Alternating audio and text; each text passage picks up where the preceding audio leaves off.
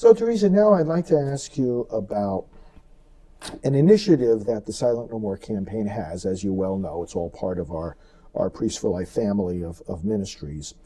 In Silent No More, which is the largest mobilization of those that have had abortions and are speaking out about it, we've got not only the moms, we've got a lot of dads speaking out. And the dads, of course, either they were guilty of the abortion, or perhaps they tried to stop it and couldn't. Either way, they suffer a lot, as you well know. Some of them didn't even know that their baby was killed until it was too late. But we also have an initiative. We have an initiative in Silent No More called Healing the Shockwaves of Abortion. The ripple effect. The ripple effect. And of course, we know about this within the context of Rachel's Vineyard as well, that there are many people wounded by each abortion. Again, it exposes as a lie this line from the other side that this is a private personal choice that only impacts the mother. No, we're talking about grandparents. Right. We're talking about siblings. We're talking about other relatives. We're talking about the friends. I often think about the friend who drove her friend for the abortion. If that mom is going to grieve over her abortion, as she eventually will, well, so will the friend when she realizes what has happened, he or she, that, I helped my friend to kill her child. Or I paid for it. Or I paid for it. Yeah. So there's the friends. And then, of course, not to mention the abortionists and their staff. They are deeply wounded by the abortions that they are taking part in. And finally, in the shockwaves, we think about the pro-life advocates like you and me and so many others who invariably have to deal with the fact and have to grieve the fact that there were so many lives we tried to save but didn't. They were killed anyway. And it seems to me, and I'd like to discuss this a little bit, that unless we also grieve the lives we could not save, that can become an unhealthy burden in us. Talk to us about your view of this whole shockwaves phenomenon. Well, you just I said a mouthful. You just put a lot of people there. But absolutely, the biggest lie that we could hear is that it's the woman's personal decision between her and her God and her healthcare physician, because in that context, she has free reign with no accountability for the damage of anybody else, nor do the people pressuring her to the damage that does to family. So yeah, this is I'm glad shockwaves exist, and I think that we're just hitting the tip of the iceberg in terms of society, because the ripple becomes a nation's. We are all wounded. I always say, there's not one of us that isn't wounded by abortion. It destroys everyone and everything it touches. Yeah, it's a wounding of the culture, but it starts in the most intimate place. So the violence does need to be reconciled and looked at and healed. That's the most important thing.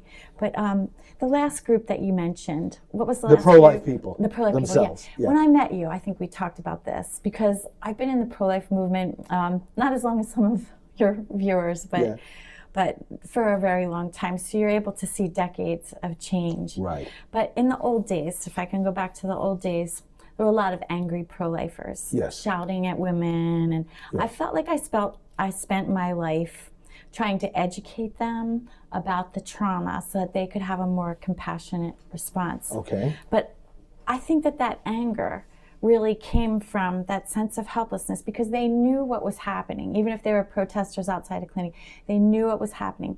They knew that lives were being destroyed. And if someone on your staff you learned, or a friend, wanted to kill themselves, there's laws that even a mental health professional would have to do, or you can lose your license if you don't call 911 and get help. Because they're a danger to themselves or another, and these are the grounds that you commit people to mental hospitals in, if you're a danger to yourself or others. So they know what's on the line there. It's a human life. So they were willing to risk. But I think that through the callousness and not being able to stop it when you're aware of what it is, if your heart isn't broken by it and you don't grieve, I think it can make you really angry. And perhaps even, I think it gave pro-lifers a really bad name when people hit that point of what I'll call burnout. Okay, yes. You know, yes. There's a burnout. People who work in crisis pregnancy centers, and we know that a lot of them also lost children and they're helping others. Right. So it's hard for any pro-lifer, but when you have that loss before you and you can't save, it's another. We've invited these people to come on our retreats so that they could grieve, so they could release that, so they could entrust the child to the God, so that they could do very specific, tangible actions with their body that make you feel like you're doing something, because we can only feel powerless for so long before it can drive you crazy. Exactly. You know, or burn you out, or make you disillusioned and you just resort to violence or anger. Or like you say, some people will just leave the movement and maybe they might not even realize what's going on, but they get tired of the movement because they're not grieving the babies they couldn't save. It is so important. It's and important. I'm really glad. So I said, what was the message? I didn't want to forget there were of all the other people, like, because your viewers are watching this, and that, you know, sometimes we don't appreciate the toll that being on the front lines actually has on us. It has big. There's trauma, but there's also something called secondary trauma. Yes. And it's for those who are witnessing. This is why the abortionists, this is why the nurses, we've had nurses who've assisted in abortion, and we know the Abby Johnson movie's out, you know, unplanned. Yes. But for years, people would come, they have nightmares, sometimes worse than aborted women who never saw the contents. It's a nurse's job to put the skull and the torso and the arms back together to assure that it's not an incomplete abortion. Right, because then that could result in infection. That's right. So it's a medical nightmare. So that's their job. When he's done, she's got to take all the contents, you know, the baby that's left behind, put it back together. And if this isn't the substance to draw upon in nightmares, in traumatic sensations, and they would cry on our retreat and they said, I didn't know where else to go because I can't get these images out of my mind. Right. And the grieving that takes place is the ultrasound technicians, we've had them come on retreat. They're showing ultrasounds in one room and then they go to another room and show it, and they know that baby's in one room, it's a happy thing. In the next room, the mother says, oh, I can't have this baby. And they know that child is going to go.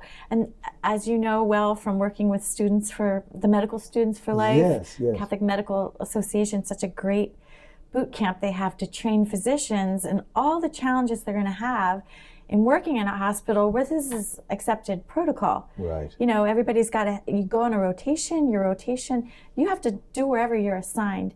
And if you don't, there's certain legal things you need to know about so that you can exercise your right, or they're going to be rolled right over. They'll try to force you. Yeah. Well, and they do, because there's a lot of peer pressure in that environment, that you're not a team player, you can get written up. Right. You know, they're going to think not favorably about you, and it creates a lot of problems for students in medical school, honestly. Yeah, exactly. And a violation of their conscience sometimes, because they got to learn it. Whether they do it or not, it's part of the curriculum. So I think that these are more shockwaves, you know, because as a society, we're all responsible. And when you say to name a child, we have to be able to rehumanize what was dehumanized in order to kill it. Doing the same thing with the soldiers. You're not going to heal from the moral injury until you can rehumanize and grieve. Because if you don't grieve, a part of your very humanity is shattered, and it's not restored. That's the coldness and the hardness that takes over, that I think we can see in a lot of people in our culture. You know, just a callousness, because our hearts are made to love and be loved. And when you've had to participate in any way in the death of a child, like you said, the most intimate bond, the most helpless of creatures, there's no threat there, you know, in a baby. It's not like you know, a terrorist or something coming at you with a gun. It's like helpless, innocent, and it's heart shattering. But if we don't let our heart be broken and healed, it stays not just shattered, but those shards of the shattering are wedges, and they're capable of a lot more violence. The Shockwaves Initiative has so many people saying to us, wow, I never thought of it that way. I mean, it's in one sense very basic to explain because everybody knows there's grandparents, there's siblings, but they never made the connection that, yeah, they're suffering too, the abortionists themselves and all these people. So it really is a moment of enlightenment for people. And I think that moment is now to connect all these dots, because I think that the healing of each of these different groups of people who are wounded greatly facilitates, and we can even say in the end it's needed for the healing of everybody else. Well, sure. I think of it as a symphony of healing. Like, for example, and we've had gatherings where you have the moms and the dads giving testimony about their experience of abortion. But then grandparents are standing right there as well, and a former abortionist. What I think all the time is that if that grandparent is standing there in this gathering and publicly saying, I am so sorry I wasn't there for my daughter, or I am so sorry that I pushed my daughter to have that abortion, that can only be healing for that mom who is there, who knows that she was pressured by her parents. Even though those are not her parents, they represent all parents that have done that. Similarly, when the abortionist is standing there and saying, I am so sorry for what the damage I did to those mothers, that mother who's standing there publicly repenting of her abortion, it seems to me gets a great measure of healing. Well, you know, hearing that doctor my say experience in this, whether it's a support group or watching it in public, is that people are touched and they weep, they cry, because if you're to look at a group therapy, let's just say the street is a group therapy, in front of the Supreme Court is a group therapy. Right. Everybody's there taking responsibility, naming the injury, yes, and saying they're sorry. Yes. And when you hear an I'm sorry, even in a transference with someone that isn't even your mom or your abortion provider or your sister that paid for it, when you hear that, when you witness that, it's a transference and you take it in like it's your own mother speaking to you, and it is healing. So you could just say it's a bigger context of what we do when we validate the injuries, when we mourn them, and when we allow them to be witnessed. And I feel like there's something really key in this witness. Whether we're doing Grief to Grace retreats for healing abuse, to have that story and the damage witnessed.